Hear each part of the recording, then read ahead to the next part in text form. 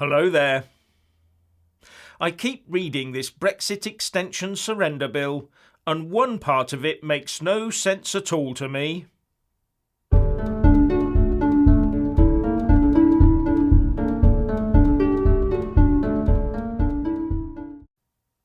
One section of this surrender bill to force Boris Johnson to go cap in hand to Brussels to beg for an Article 50 extension seems to have a superfluous clause in it, and I'm wondering if any legal beagles out there can explain this.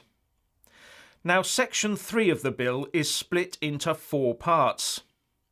Part 1 says that if the EU Council agrees to give the UK an extension to 11 p.m. on the 31st of January 2020, in accordance with the letter Boris is meant to send asking for it, then he must immediately accept it.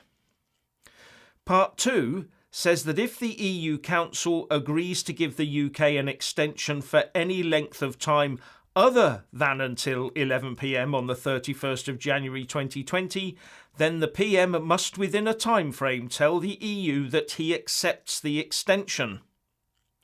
So that surely covers every length of extension from 1 second to eternity.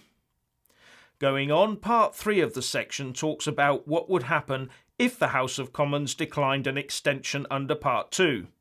As if, so we can just ignore that.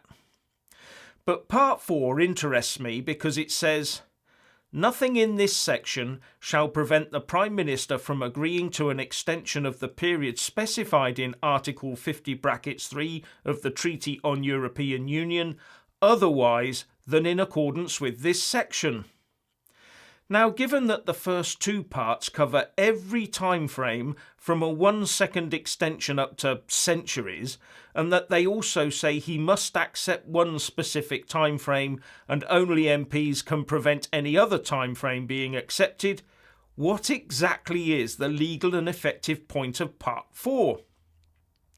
It's like being told you have to go to a car showroom and buy a car. You have to buy one. But the instructions say if they offer you a red car, you must immediately buy it. You have no choice. If they offer you any other colour of car, you have to buy that car unless you are told by those instructing you not to. So doesn't that instruction cover all cars of every conceivable colour? So what would be the point of part of those instructions going on to say that you're still free to buy a car of any other colour not included in those instructions that actually cover all cars of all colours anyway? Unless that clause was put in there to pretend that the Prime Minister had some sort of freedom to operate and negotiate within the instructions, which I don't think he has. I've left a link in the descriptions box below to one of the versions of the bill.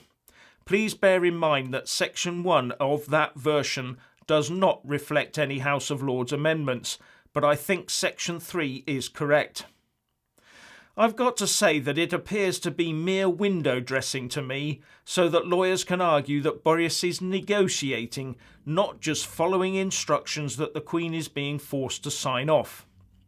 I still say that in reality, this act turns any letter from the Prime Minister requesting an extension into a letter from someone acting as an envoy on behalf of the head of state, Her Majesty, not from the Prime Minister as head of government.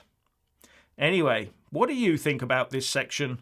Please share and comment, and thank you for watching.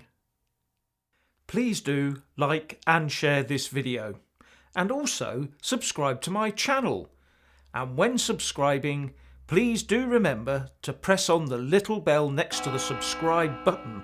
That way you'll get an alert every single time I put up a new video. Thank you very much for watching.